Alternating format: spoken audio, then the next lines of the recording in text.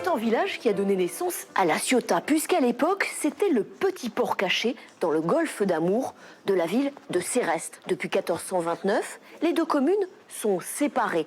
Mais entre la forêt d'un côté, La Ciotat de l'autre, le village de Céreste ne peut plus grandir. Je vous propose tout de suite une plongée dans le petit village de Céreste.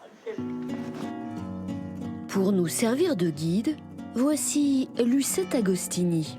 Elle est issue d'une ancienne famille cérestaine et ce village, c'est toute sa vie. C'est vrai qu'on ne peut pas s'agrandir à cause de cette forêt communale qui est très belle, avec des tas de sentiers de randonnée. C'est une très belle forêt, avec des vestiges antiques, bien cachés. De la création avant Céreste alors. Oui, oui. Des Celto-Ligures. Alors vous connaissez tout le monde puisque vous avez été institutrice pendant 24 ans. 24 ans, institutrice à Céreste. CP, CE, voilà. Donc je connais les enfants, leurs parents, leurs grands-parents. Lucette tient à nous présenter Ange, l'une des figures locales de Céreste, collectionneur et grand connaisseur de l'histoire de ce village. Non, il y a un tout petit peu de son.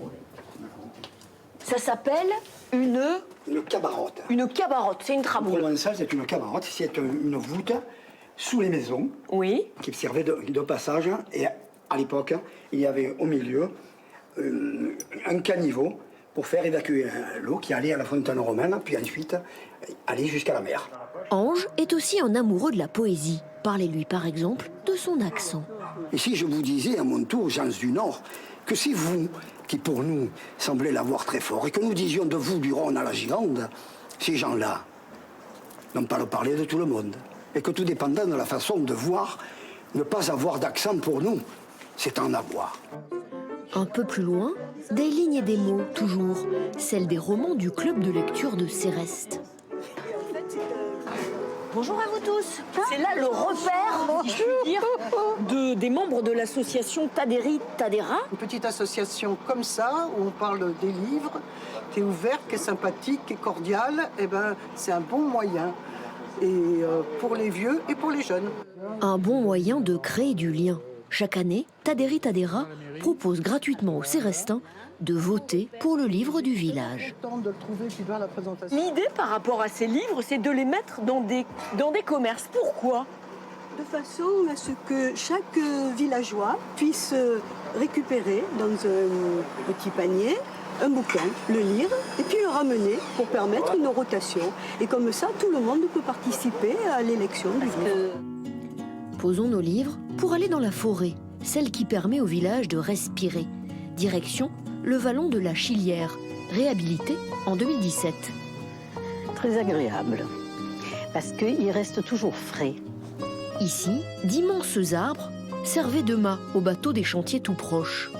Je crois que vous avez deux personnes à nous présenter là. Oui, oui, oui. Alors, nous allons rencontrer Alain Riffaut, forestier. Oui. Et Ludovic Groux. Et Ludovic, vous le connaissez depuis longtemps? Ah, Ludovic, oui, je l'ai eu en classe. Ah. Je le connais depuis longtemps. C'est grâce à moi qu'il sait lire et écrire. Et compter aussi, et mesurer. Hein. Oh. Ludovic Groux, le voici. Il travaille à la mairie de Céreste comme responsable des services techniques. Alain Riffaut, lui, a longtemps été à l'ONF sur ce secteur. Il a partagé son savoir et son amour de la nature avec l'école, qui était donc un projet forêt à ce moment-là. Et c'est grâce à Alain que beaucoup d'enfants de Céreste ont cet amour de la forêt aussi. Hein. Voilà. J'ai eu la chance d'avoir un métier avec les arbres, et ça a été la chance de ma vie. De vivre avec les arbres toute une vie, c'est quelque chose de fabuleux. Ludovic, lui aussi, aime les arbres, notamment ceux exceptionnels de ce vallon, des cyprès florentins. Qu'ils étaient plantés de cette manière de très très étroit, donc très très rapprochés, pour permettre d'avoir une rapidité de pousse pour pouvoir faire des mâts de bateau. Donc le but, c'est ça, c'était qu'ils poussent vite et haut. Voilà, très haut, et plus ils sont resserrés, moins il y a de jours qui va rentrer, et plus ils vont aller chercher le soleil pour devenir très très grands. Donc c'est pour ça qu'ils ont plus de vingtaine de mètres. Ces arbres-là, on se dit qu'ils étaient là avant nous et ils seront là sûrement après nous, quoi. C'est ça qui est impressionnant. Si vous aussi vous voulez participer au prix du livre de Céreste, si vous voulez rencontrer Ange, Lucette ou visiter le vallon de la Chilière, n'oubliez pas que qui va à Céreste, il reste.